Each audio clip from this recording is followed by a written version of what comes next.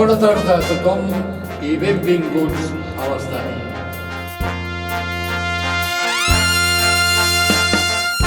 Sed todas y todos bienvenidos al Estadi Johan. En esta ocasión me junto nuevamente, que ya hace poquito que estuvo aquí en el Estadi, el gran Marc Duch, para hablar de golpes, daños reputacionales que está sufriendo el Fútbol Club Barcelona. ¿Qué tal, Marc? ¿Cómo estás? Muy bien, ¿y tú, David? Bien, te vuelvo a invitar porque el otro vídeo, que era un poco más peliagudo quizá y nos metimos en algún terreno que podía salpicarnos, salió bastante bien parada la cosa, incluyendo la portada, la miniatura. Que ahí, vuelvo a decir que tanto en el guión como en la miniatura no tienen nada que ver. No, solo faltaría, ¿eh? Solo faltaría. Igual, como que en esta ocasión, había hablado contigo ya la semana pasada para hacer un primer feedback del tema de balance de cuentas que publicó el Barça. Quizás sin las memorias podemos indagar poco. Quería preguntarte ¿cómo valoras la publicación de esas cifras? Ya haremos un directo con Culé de Chamberí intentando ahondar un poquito más. Ya digo que tampoco se puede ahondar mucho, pero al final te llamábamos para eso. Acabaremos hablando de otras cosas, pero simplemente quiero un pequeño explicación de cómo viviste tú esa publicación, esa información.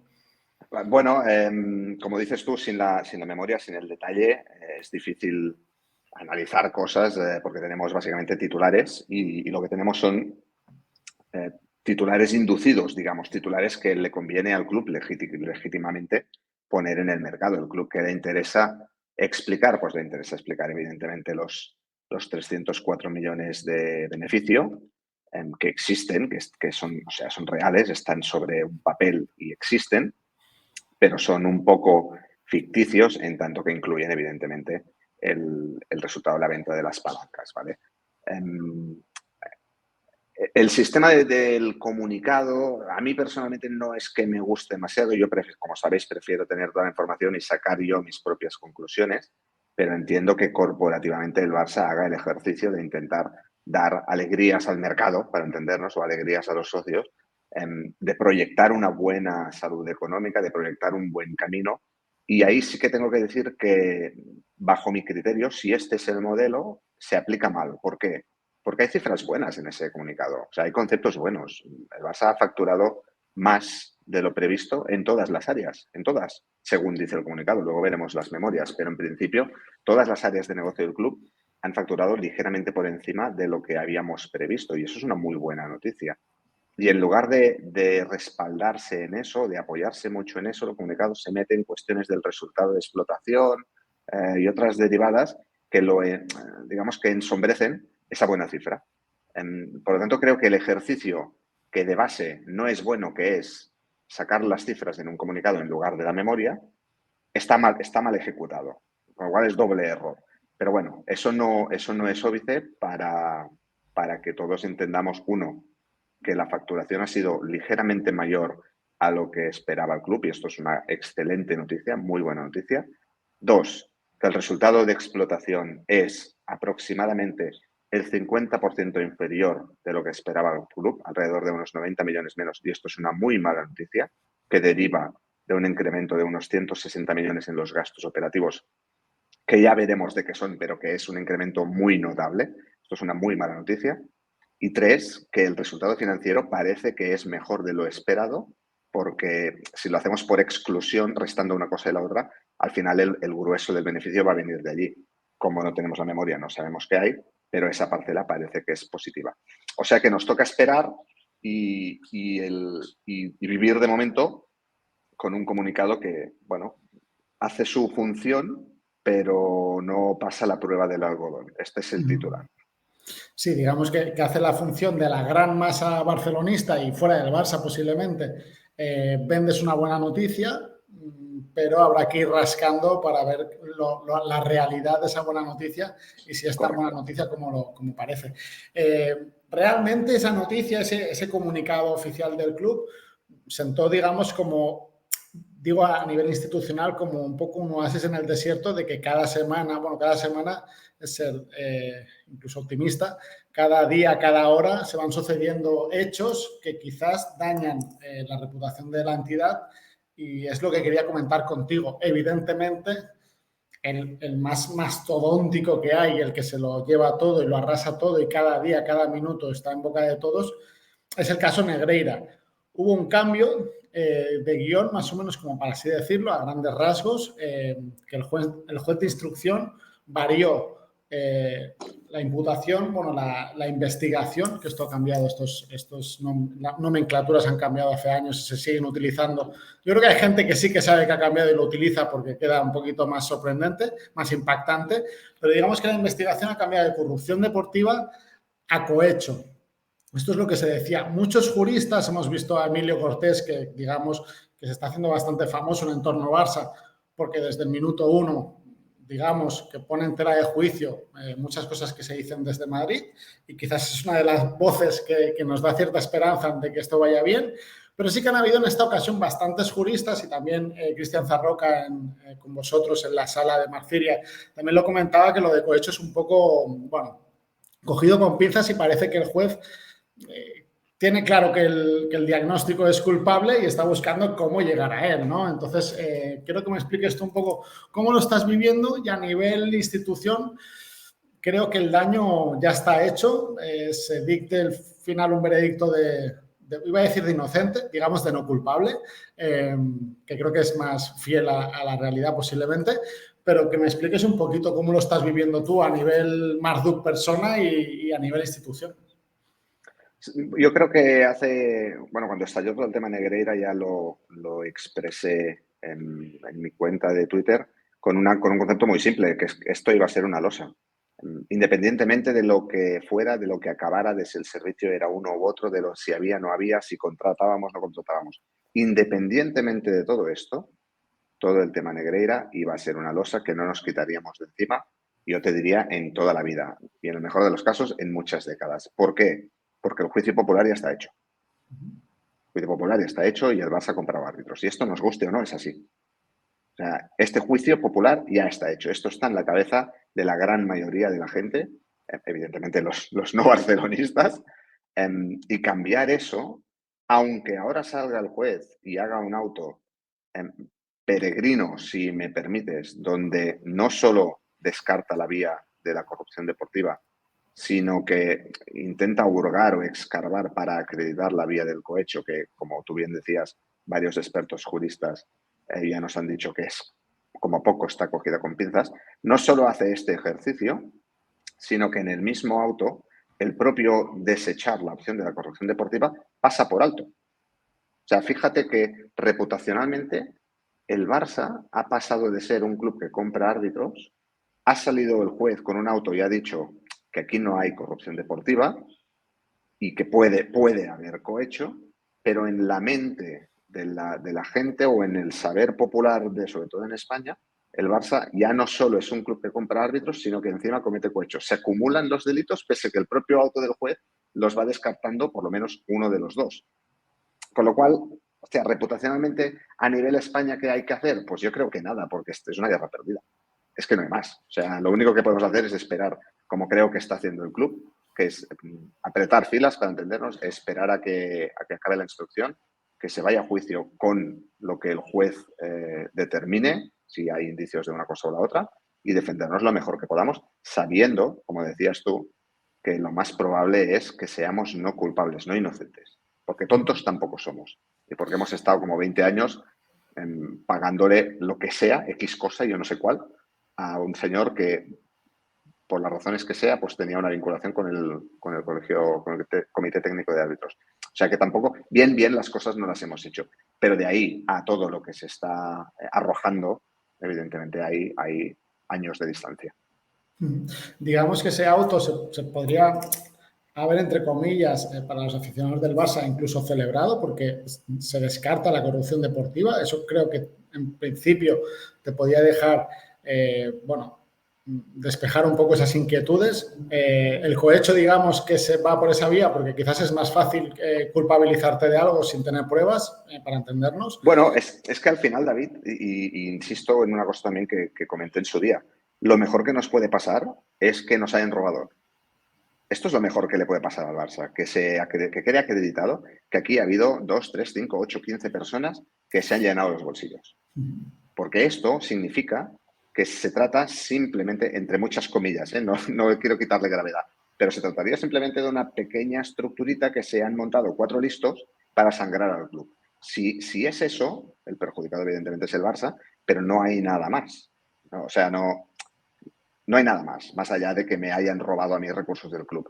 Si entramos ya en temas de cohecho, que yo tengo bastante claro que no hay entrada posible, o entramos en temas de administración desleal porque los administradores del club en cada fase formaban parte de esta estructura y de un modo u otro se beneficiaban, o entramos en temas de corrupción deportiva que ya ha quedado descartado, la cosa se complica mucho, mucho. Por lo tanto, yo creo que todo lo que sea, como decías tú, todo lo que sea alejarnos de la corrupción deportiva, no solo es cierto y justo bajo mi criterio, sino que es celebrable. El siguiente paso será alejarnos del cohecho o alguna cosa similar porque no hay elementos para ello. Y al final, probablemente, donde vamos a acabar es en que, oye, aquí hay administración desleal. Sí. ¿Por parte de quién? Pues de toda una serie de gente que ha ido pagando por unos servicios que no existían o existían parcialmente o no exactamente los que se decía. Bueno, eso ya se verá. Marc, a nivel foro interno tuyo, cuando no tienes que dar explicaciones en medios que te van invitando, evidentemente allá donde vas, pues tanto el propio medio como su comunidad pues tienen un nivel, digamos, de inquietud o de ganas de saber de la entidad del Barça. Si no, no estaría viendo un vídeo donde participas tú posiblemente, y si quieren sensacionalismo, pues irán a otro sitio, ¿no? Eso espero. Pero aquí seguro, aquí tampoco somos tanta gente. Pero a nivel interno, si le tuvieras que explicar a un colega tuyo en el bar que sabe que tú entiendes un poco cómo funciona el Barça, pero que no ha indagado tanto como podemos indagar en estos sitios, ¿por qué crees que se contrató a Negreira? Es decir, ¿por qué crees el paso uno, el inicio de todo, esa sensación de que a lo mejor algunos tenemos de que el Barça lo hizo pues, por esa sensación que teníamos de niños, de las copas en blanco y negro, de Franco, del Real Madrid, del equipo del Estado, de todo esto, de ese victimismo sale todo esto? ¿Por qué creo yo que o sea, damos por supuesto, evidentemente, que se le contrató, porque esto es un hecho, ya está, los pagos están acreditados y reconocidos. ¿Por qué creo yo que se le contrató? Y yo creo que se le contrató para hacer lo que se llama lobby. Es decir, yo creo que se le contrató para... Tenemos que ponernos en contexto también, ¿eh? Estamos hablando de probablemente de mitad de los años 90, finales de los 90. El fútbol español y la sociedad española en esa época funcionaba bastante distinto a cómo funciona ahora. Y bajo mi criterio, hombre, a mí me da que pensar que si contrato a una persona como Negreira para hacer una serie de informes, una serie de tal, una serie de cual, que aparentemente esos informes no han existido hasta fechas muy recientes, ¿qué quieres que te diga? Es decir, a mí se me hace, sinceramente, me hace mucha vergüenza. Me hace mucha vergüenza y se me hace muy difícil explicar. Esto es como cuando vas a un juicio y tienes el derecho de no testificar contra ti mismo. Pues a mí me hace mucha vergüenza y se me hace muy, muy, muy difícil decirte qué es lo que me puede pasar por la cabeza sobre por qué el Barça en el año 94, 96 o cuando fuera contrató a Negreira. Y se me hace tan difícil que no te lo voy a decir. O sea que... Pero es que me da mucha vergüenza todo, David. O sea, todo el hecho de haber estado 20... Yo no le puedo explicar a nadie por qué hemos estado 20 y tantos años pagándole a un señor que tenía una responsabilidad en el Comité Técnico de Árbitros a cambio de un servicio que no prestaba. No lo puedo explicar. Por lo tanto, quien me lo tiene que explicar es quien pagaba ese servicio o esa remuneración o lo que fuera. O sea, si el señor Bartomeu, el señor Rossell, el señor Laporta, el señor Gaspar, el señor Núñez ya no puede, pero los que pueden me explican, oiga, ¿por qué le pagabas a este señor por un servicio que no te prestaba? Yo tengo toda la disponibilidad del mundo de entenderlo, pero que la gente no se equivoque, que la gente en general no le pida responsabilidades a David Ruiz o a Marduk o a Cule de Chamberí o a quien sea. La responsabilidad de explicar estas cosas no es nuestra. Yo no tengo por qué explicar por qué determinados dirigentes han hecho determinadas cosas, y ya me lo explicarán ellos. Que venga, o sea, no voy a pasar yo la vergüenza de tener que justificarle al colega en el bar el porqué de una cosa que aparentemente, bajo mi criterio, no tiene justificación. Aparte que posiblemente el fin de la contratación, que posiblemente sea... también hablabas tú del año que se inició esto, creo que es bastante importante porque creo que digamos que hay otro Barça institucionalmente mucho más potente, tanto externamente como internamente, como en propia Barcelona, Cataluña, a raíz de Messi, de Guardiola, se vivió un cambio. Ya con Cruyff hubo un pequeño cambio, pero evidentemente creo que el cambio más bestia quizás es básicamente con Messi. Que si quieres intentar entender ese complejo de inferioridad en aquellos años, se puede llegar a entender, se puede llegar a pensar que es culpa de una corrupción a nivel y querer tener una cierta fuerza. Se ve en Barça Confidencial, en ese documental, en una junta, que sale Sandro Rossell como diciendo que tienen que tener cierta fuerza ahí dentro, ¿no? Por eso te decía, David, porque al final, poniéndonos en el contexto que corresponde, que es el contexto de final de los 90, principios de los 2000, y no me voy más para atrás porque es más de lo mismo, no es una fantasía blaugrana el decir que el Barça sufría más de lo que debería ante el estamento arbitral. Esto no es una fantasía. O sea, el Barça históricamente, a mí ya me pueden explicar las milongas que quieran los madridistas y demás, pero históricamente el Barça ha recibido varios agravios muy notables y que todos conocemos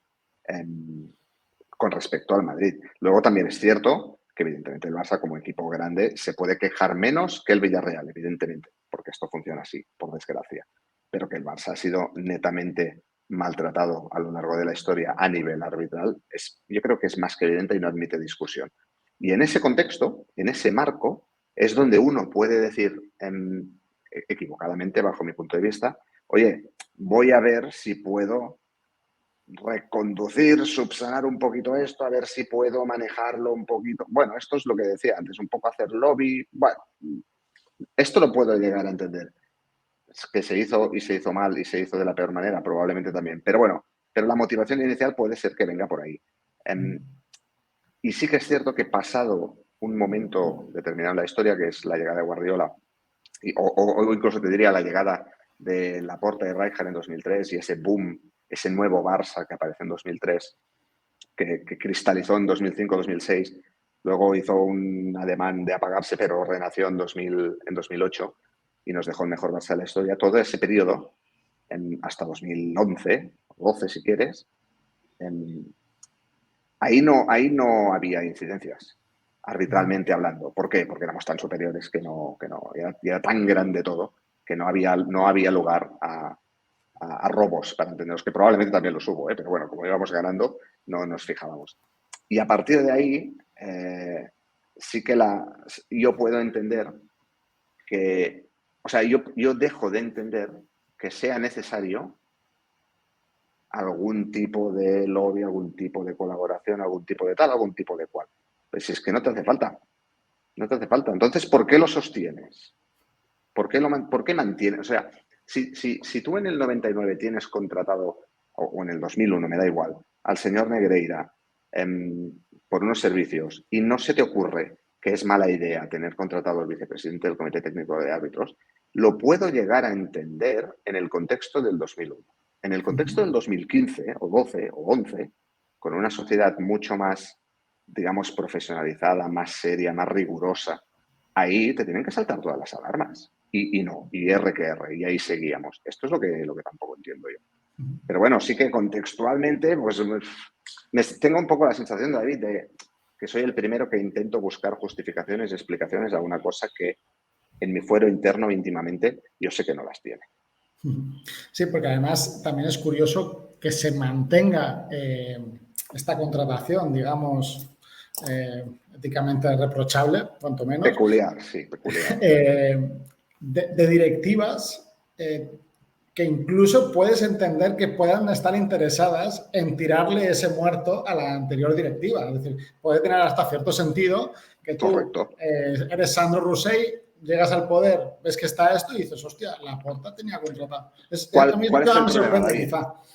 Sí, pero te deja de sorprender y empiezas a malpensar cuando lo analizas. Y dices, oye, vale, llega Laporta en 2003.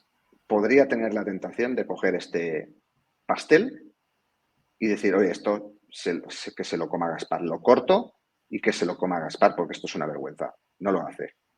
Llega Rosell en 2010, la misma tentación. Oye, cojo este pastel, corrupción, fraude, tal, lo que sea, se lo imputo a Laporta y además le metió una acción de responsabilidad, o sea que lo podía haber metido ahí perfectamente, no lo hace. Llega, Bartomeu evidentemente no, llega Laporta en 2021 y ahí ya no existen los pagos y es explicable que no vaya tan atrás, es totalmente razonable. Pero en los casos de Laporta 2003 y Rosell 2010, si no le imputaron si no le cogieron este pastel y se lo pusieron en el paquete de la herencia, uno debe preguntarse por qué. Porque es casi natural hacerlo así. Entonces, la única respuesta que tiene el no hacerlo es porque es peor. Porque si cojo el pastel y lo destapo y se lo meto al anterior gestor, salta todo por los aires. Y la consecuencia lógica de esto es, si salta todo por los aires, ¿qué es lo que salta por los aires? ¿Qué es lo que estás evitando que salte por los aires? ¿Unos informes de jugadores? No tiene mucho sentido. Si realmente son informes de jugadores, de árbitros, de tal y de cual, ¿dónde está el problema? ¿Qué le costaba a Laporta en 2003 o Rosell en 2010 cortar el contrato y decir, oiga, esto ya se ha acabado, esto fuera, lo pasamos allí? Y si usted tiene alguna queja, señor Negreira, nos pone una demanda que tranquilamente explicaremos que este servicio es una mierda y no servía para nada. No se hizo. ¿Por qué no se hizo? Porque no se quería llegar a ese extremo. ¿Por qué no se quería llegar a ese extremo? Yo creo porque se tenía la conciencia de que se estaba haciendo algo mal. De que estabas intentando, digamos, quizá tener a alguien dentro. Lo que se decía, eso de que para que funcione con normalidad, creo que es una soberana chapuza. Si la idea del club como tal era esa, que creo que va bastante por ahí, el tener una persona simplemente que genere neutralidad, genere normalidad.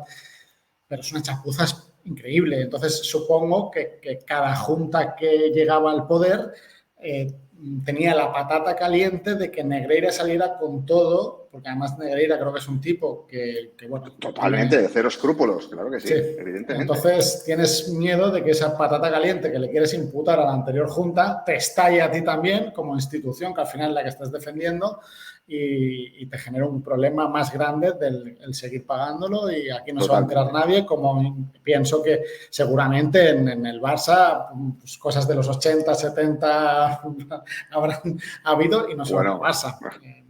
No, exacto. Tampoco no nos llevemos... No, claro, es que ahora porque yo siempre, cuando intento explicarlo, siempre explico lo mismo. Somos los más tontos del lugar. O sea, no hay discusión.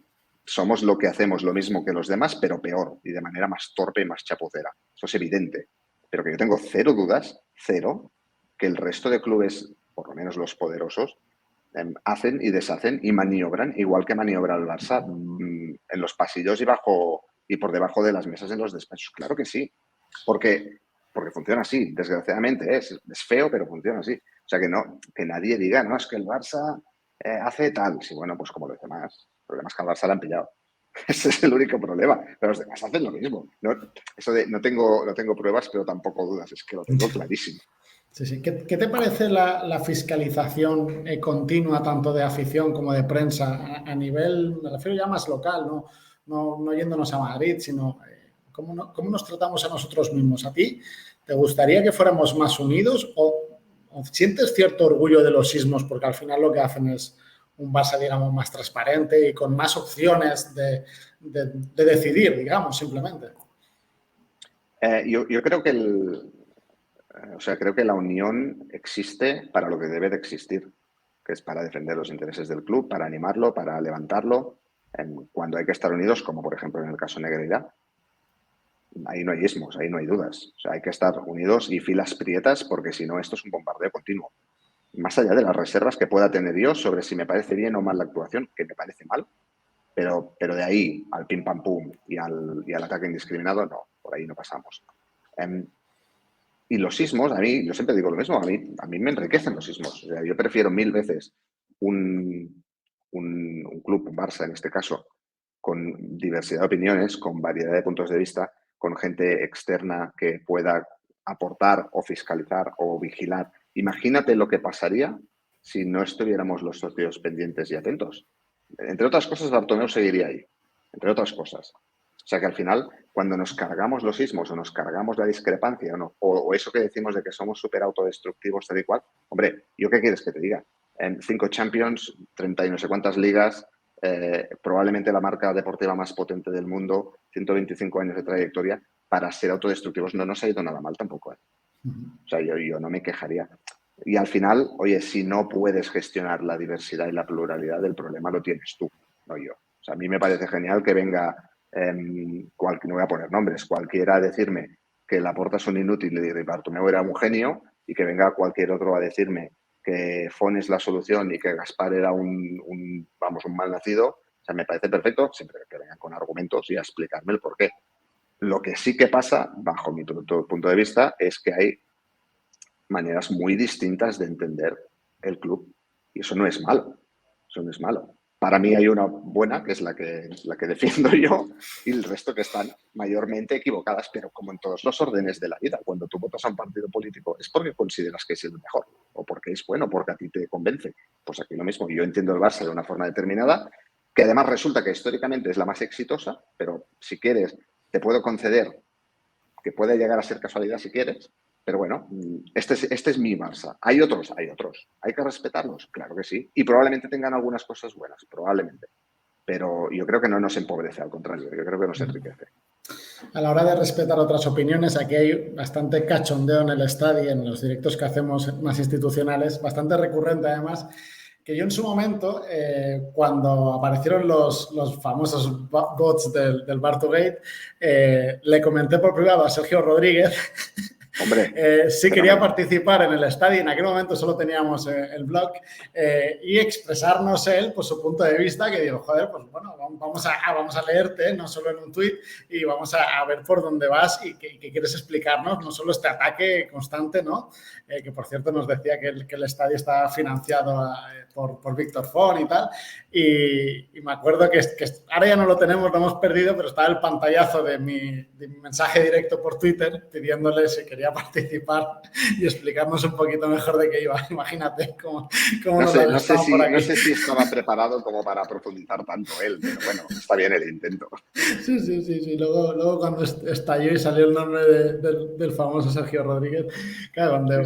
Pero bueno, dejando el caso Negreira de banda, porque es lo que tú dices, el daño reputacional ya está hecho, esto es muy difícil de poner una tirita en la herida, esto es así y es una cicatriz que vamos a tener ya como entidad toda la historia, creo que es una cosa que es así. Una cosa que podemos decir, bueno, iba a decir que no, que se aleja de la herencia, pero sí que puede tener cierto sentido de la herencia recibida por parte de Joan Laporta, es la gestión de Barça Studios. Por eso decía que quizás no se aleja de la herencia, porque quizás la tienes que efectuar o no, esto es que hay mucho debate por la herencia recibida, pero los hechos al final y las formas y lo que estás vendiendo tanto dentro como fuera es una realidad. Vendes Barça Studios por unos 200 millones, 24,5 a socios por ciento y 24,5 a Orfeus Media, que es la empresa de Rouras. Y el propio Rouras en el Que t'hi jugues, que también se ha hecho viral hace pocos días, siendo una entrevista que creo que es de hace ya un tiempo, en el Que t'hi jugues. No entiendo muy bien la viralidad, creo que esto sí que lo han sacado en algún tuit de Real Madrid y ha cogido más volada, que simplemente él decía que... es de julio sí, o algo así. Exacto, finales de julio, que explicaba Rouras que él no tenía ningún plazo ni tenían, vamos, que él había hecho todo lo que tenía que hacer, hablaba solamente de 10 millones, cuando en el comunicado oficial del Barça, justamente a Orfeus Media, al computarle el 24,5% de Barça Studios, el comunicado oficial habla de 100 millones. Entonces, quiero que me expliques un poco todo este follón que tenemos ahora, si los alemanes pagarán, si la empresa está libre o pagará, que creo que ya tocará la semana que viene, a muy tardar la siguiente, en que haya un veredicto de si se paga o no. La sensación de cómo se está comunicando todo. El propio Rouras, el propio Orfeus hizo un comunicado explicando que ellos estaban de acuerdo a todos los plazos acordados y básicamente creo que da a entender que solo tienen que pagar 10 millones y ya está. Entonces, si Libero no paga, que creo que cada vez se acrecienta más en el sentido popular de que esto va a ocurrir, ¿te da la impresión que es una palanca falsa? Que simplemente se ha hecho para adjudicarse unos beneficios, poder mejorar en cuanto a fair play inscribir los jugadores, fichajes que tenías que hacer, y aun tú sabiendo que fuera falsa, porque todo encamina hacia ello, espero que me equivoque y espero que la semana que viene el Líbero pues ponga el dinero que tenga que poner y se acabó, porque también la Liga tiene retenido un porcentaje del fair play que ha generado por este impago. ¿Te da la sensación que estamos ante una palanca falsa? Que simplemente es por el tema que decía. Yo creo que tenemos que separar las dos operaciones. La venta inicial del 50% de Barça, ahora se llama Barça Media, pero bueno, vamos a llamarle Barça Studios para clarificar. Se vende el 50%, como decías tú, 25% a Orfeus, 25% a socios, por un valor de 200 millones de euros, de los cuales hay una serie de pagos establecidos. El primero de los cuales es 10 millones por parte de Orfeus y creo que 10 o 20, no me acuerdo, por parte de socios. Ese se realiza y ya no se realizan más pagos. ¿Qué pasa? Que cuando tú haces esta venta, contablemente el club la registra porque tiene un contrato firmado conforme va a cobrar 200 millones por esta venta. Se anota un más 200 en los libros y ese más 200 en los libros, cuando llevamos los libros a la Liga dice, vale, ok, pues como has vendido esto por 200, tienes tanto de margen salarial, ¿vale? Esto antes de que cambiaran las normativas respecto a las palancas, pero bueno. Entonces, ¿qué pasa? Que llega un momento en el que de esos 200 no se han cobrado la gran mayoría de los millones y la Liga dice, oiga, esta venta que usted había registrado por 200 al final no la está cobrando. Entonces el Barça dice que bueno, que se han pedido unos aplazos, que tal, que no sé qué. Y Roura sale y dice, no, yo no he pedido ningún aplazo, yo tenía firmados 10, he pagado 10. ¿Qué sustenta esta teoría de Rouras? Pues entre otras cosas que el Barça no le ha requerido nada y no le ha demandado. Y no, o sea, a mí si me deben 90 millones de euros, coño, yo muevo toda la maquinaria para que me lo paguen. Y el Barça aparentemente no ha movido demasiada maquinaria ni con Rouras ni con socios. De hecho, he visto por ahí algunas declaraciones del CEO de socios en los mismos términos de, oiga, yo he pagado lo que tenía firmado y ya está, no tenía que pagar nada más. Por lo tanto, esta es la primera operación que ahí mi respuesta es firme, clara, igual de vergonzante que en el caso Negreira. Sí, era una palanca falsa. O sea, era una palanca, era un artilugio contable para anotarse un ingreso, ganar margen salarial y luego ya veremos. Que no me parece mal conceptualmente, me parece una pillería. Me parece ser pillo. Ver las normas del juego son estas, sí. ¿Cómo me puedo tomar ventaja de ellas? De esta manera, pues me tomo ventaja. Es una pillería, si quieres. Y de hecho, probablemente la Liga modificó normativas porque le habían colado el gol por aquí y luego tuvo que cambiarlo. Por lo tanto, ilegal, no hay nada ilegal. En trampas no hay ninguna. Hay una pillería de ver un hueco en la reglamentación sabiendo que lo puedes aprovechar y lo aprovechas. No pasa nada. Y luego vamos a la segunda parte. La segunda parte es la segunda transacción, la del Líbero, ¿vale? La del Líbero, esta ya tengo más... Esta estoy seguro que no es falsa, ni es para ganar límites, ni es para historias, sino que hay una intención fehaciente de vender eso y de cobrarlo, pero el problema lo tenemos en que Líbero, por las razones que sean, no considera que el precio que se le pide sea el que tiene que pagar, porque se ha pedido más información, ha pedido una moratoria, etcétera, no por falta de tesorería de Líbero o el fondo que hay detrás, sino por acabar de comprender la dinámica y las magnitudes económicas de la operación. Eso no es falso, no estamos timando a nadie, no nos estamos aprovechando de nada, simplemente es que hay una relación comercial que no acaba de fructificar porque una de las dos partes no ve claro el producto, bajo mi punto de vista. Se dieron más plazo, veremos si ahora con este nuevo plazo, si acaba pagando o no. Como decías tú, el último sentir que hay por ahí es que el Líbero se va a bajar del barco. Igual encontramos otro comprador, igual tenemos que rebajar expectativas, no lo sé. Pero no me parece falsa esta segunda parte. Así como la primera, sí que claramente para mí es un artilugio contable para una pillería, como decía, para ganar límite salarial. La segunda me parece una voluntad real y fehaciente de venta que no cristaliza por las razones que sea, por cuestiones de mercado. Es decir, que para el aficionado socio simpatizante del Barça que esté enfadado en relación de cómo se está llevando Barça Studios, el resumen sería que la transacción inicial de Barça Studios de ese 49% a socios y Orfeus, podemos ya pensar cada vez con más claridad que era, lo que tú decías, una pillería, es decir, que simplemente hicieron toda una parafernalia para adjudicar una serie de pagos, que la Liga pasara por el aro, tú tuvieras ese movimiento de fair play y luego a la hora de verdad, tanto Roras como socios dices, yo en verdad tenía que pagar 10 millones y todo lo que ellos publicaron oficialmente. Y aquí ganamos todos, ¿eh? Aquí ganamos todos, porque Roras y socios se quedarán con una parte del pastel. Incluso si se les recompra van a ganar un diferencial. El Barça ganó margen salarial cuando lo necesitaba. O sea, aquí ha ganado todo el mundo. Por lo tanto, sí, es decir, esto es muy actitud muy española, ¿eh? Que es en plan, bueno, aquí hemos sucado todos, pues ya está todo bien. Sí, pues yo creo que se hizo eso en ese momento. Y ahora con Libero creo que se ha intentado poner el producto al mercado con otras condiciones, digamos, en otras circunstancias, y nos está costando más encontrar un comprador de verdad. En aquel momento, digamos, que necesitabas generar un fair play, un margen, decidiste esta opción dentro de lo que tú decías, había una fisura ahí en la normativa de la liga, entraste por ahí, lo conseguiste, ¿no? Es así. Luego hay gente que viendo este vídeo pues le puede decir, hostia, pues genial, son unos cracks, lo han hecho cojonudamente porque es que yo no le veo te pone palos en las ruedas. Claro. Hay otros que dirán, hostia, no, yo voy conforme a... Bueno, iba a decir la legalidad, no, legal es, pero quizás algo que moralmente, éticamente, quizás no es de tu parecer y entonces habrá gente que no lo ve bien la manera de ejecutarlo. Y ahora veremos si Barça Studios, que todos los expertos que aparecen en todos los medios, parece que no es la panacea y que va a ser difícil de vender y evidentemente por esos 200 millones que eran 100 millones era difícil, claro. Ese es el otro debate, David, que es, yo soy cero partidario y lo he dejado por escrito 1000 veces, de hacer estas compartimentaciones de las áreas de negocio del club y venderlas. A mí no me gusta vender áreas de negocio del club. Si tengo que vender activos, prefiero vender activos no productivos. Y para mí estos son activos productivos. No sé si valen 10, 100 o 1000, no lo sé, pero no me gusta venderlos.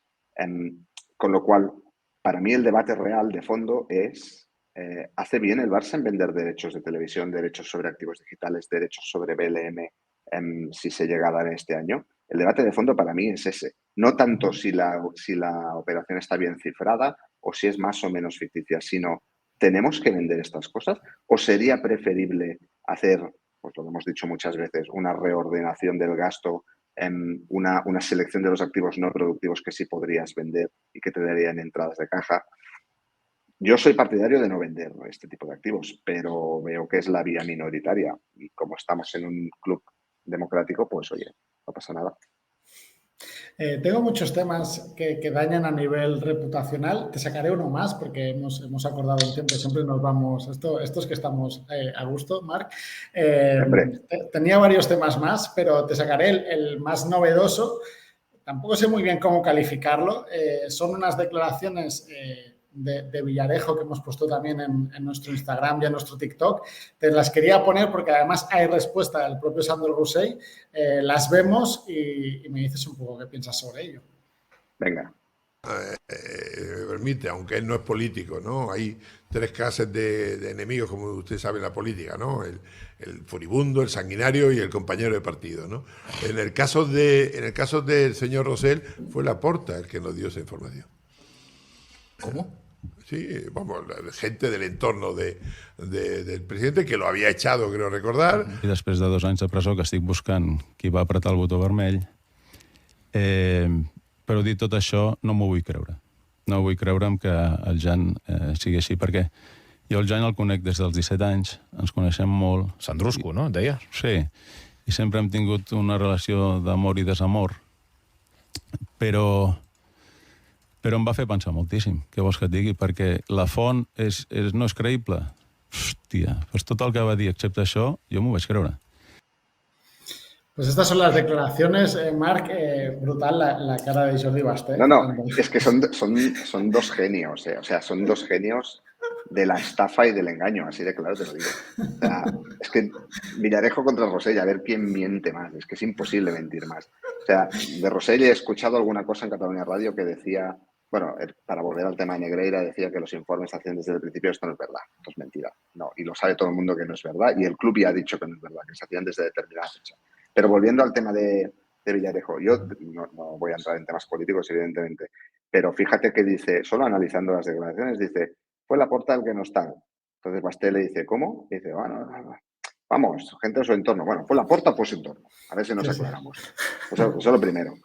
Y luego le pasas la pelota al otro y el otro hace eso tan de Sandro, eso tan suyo, de, hostia, esto no me lo quiero creer yo, esto de Jan. Lo que te está diciendo es, me lo creo a pies juntillas, pero tengo que hacer el papelón de no creérmelo, porque es que mienten más que hablan los dos. Y luego te hace la coletilla final, que es, yo de Villarejo, que es un tío que no tiene credibilidad, todo lo que ha dicho me lo he creído todo, menos esto. Hombre, vamos a ver, tiene credibilidad, no la tiene, pero has creído todo menos esto. Mienten más que hablan los dos. Por lo tanto, mi conclusión sobre las declaraciones de ambos es, oiga, ya saldrá algún día, saldrá algún papel o algún documento que nos dirá quién hizo qué y cuándo lo hizo. Lo que pueda declarar interesadamente Villarejo, porque tendrá sus historias, y la pena que quiera intentar dar Rosell o buscarse los enemigos que se quiera buscar mentiras mediante, ya se espabilarán ellos dos. No creo que bastante tenemos en el Barça como para arrastrar a un personaje como Villarejo que nos quiera enfangar o tener que justificar ahora si un presidente señaló al otro presidente. Oiga, no es nuestra guerra, no es nuestra batalla. Si Joan Laporta considera que tiene que tomar acciones contra Villarejo, que las tome. Si Rosell considera que tiene que tomar acciones contra Jan, que las tome. Y al final, ¿sabes lo que va a pasar? No va a pasar nada. No va a pasar Totalmente. nada. Porque yo te digo, tú me dijiste y el otro del de más allá. Y va a quedar en nada. Y hasta ahí en fet bullilolla, que se dice aquí en Cataluña durante una temporadita. Marc, como conclusión, como cierre, de todos estos golpes reputacionales y que hay varios más, vemos como, por ejemplo, en Barça Studios, aparte de lo que piensa la propia afición, pues la Liga ha sacado una nota oficial, la Liga estará ahí buscándote. En el caso Negreira, la Liga no puede ejecutar nada, pero, por ejemplo, la UEFA o la FIFA incluso podrían tener parte de por medio y a nivel legal, evidentemente, también puede haber alguna pena. El tema de Villarejo quizás será más ruido que otra cosa, posiblemente. ¿Cómo crees que la institución va a aguantar todos estos golpes? ¿Crees que realmente sí que está en peligro de o no? Hombre, a ver, es muy difícil salir indemne. A mí, yo ya sé que no es lo mismo y que no se me entienda mal, pero yo tradicionalmente he seguido mucho el fútbol italiano porque me ha gustado siempre mucho, tanto cultural como deportivamente, pese a que son ultradefensivos y súper casposos, pero no sé, a mí me ha gustado. Y la Juve es lo que es. O sea, la Juve se ha quedado, además han reincidido, después han ayudado a no quitarse la mancha de encima, pero la Juve es lo que es, y el Calciogate o Calciopoli, no sé cómo se llamaba, que llegó para quedarse. Estas cosas son muy difíciles. Una vez y esto, otra vez, ¿el Madrid es el equipo del gobierno? Sí, el Madrid es el equipo del gobierno, porque lo fue durante muchas décadas. Lo es ahora, probablemente menos, pero claro, cuando tienes una historia detrás que acredita un relato, pues se te queda. Del mismo modo que al Barça se le va a quedar eso y reputacionalmente nos va a costar muchísimo y tal vez sea imposible salir de ello. ¿Cómo podemos intentarlo? Redimiéndonos en el sentido de hacerlo todo un puntito mejor de lo que lo hacen los otros, o sea, ser un poquito más papistas que el Papa en este sentido. Y ahí es donde, bajo mi criterio, no estamos a la altura, porque ahora tendríamos que redoblar esfuerzos en muchísimas cosas para quitarnos toda esta mancha de encima, buena parte de ella. Y no lo estamos haciendo probablemente porque no nos conviene, pero va a ser muy difícil reputacionalmente limpiar todo esto. Y esto sin perjuicio de que el Barça siga siendo de las marcas más poderosas a nivel mundial. Al final, el aficionado medio del Barça no va a dejar de ser el del Barça. El aficionado medio del Madrid va a seguir considerando, igual que consideraba antes de Negreira, que el Barça estaba robando y el Villarato y tal y cual. El aficionado medio del Chelsea va a seguir considerando que Obrego le robó ¿Sabes lo que quiero decir? Que esto no va a cambiar mucho. Pero, igual que hace 15 años teníamos una capa de barniz sobre el club que nos hacía brillar y relucir, y éramos el club amable, sonriente, generoso, proactivo, solidario. Teníamos esa pátina de club mágico, de club que todo, era una maravilla esto, era un club ejemplar en todos los sentidos. Esto ya lo hemos perdido. Esto es lo que hay. Entonces, ¿lo podemos recuperar? Claro, con mucho tiempo, muchos años y muchísimo trabajo muy bien alineado. Y aún así siempre va a quedar ese fondito. Y te pongo un ejemplo que es súper extremo y muy dramático, pero siendo Siemens una grandísima empresa de transportes, bla, bla, bla, y electrodomésticos y tal, siguen siendo el proveedor técnico en su época del gobierno nazi. ¿Qué quiero decir? Que hay cosas que no se van. Hay cosas que se quedan ahí y ya está, no pasa nada. Es la trayectoria de una empresa es la que es. Y la trayectoria del Barça en 125 años de historia es la que es. No se puede borrar, no se puede cambiar. ¿Que tenemos ahora un bajón o un momento de crisis reputacional transitorio? Sí. ¿Lo arreglaremos? Sí, pero se va a quedar allí. Va a existir. Bueno, pues Marc, con este último alegato final acabamos. Muchas gracias. Te iba a decir que para un próximo escándalo te iba a avisar para grabar un vídeo, pero esperaremos un poco más, que si no, hombre, tengo que quedar contigo mañana. A ver si algún día nos vemos para alguna cosa que no sea un escándalo. O sea, sí, eso sí. Te hablar de cosas buenas también. Te lo prometí la otra vez, no he cumplido. Es difícil cumplir, es difícil. Marc, un fuerte abrazo y lo dicho, nos vemos a la próxima, que es siempre un placer tenerte por aquí en el estadio. Igualmente, un abrazo a todos.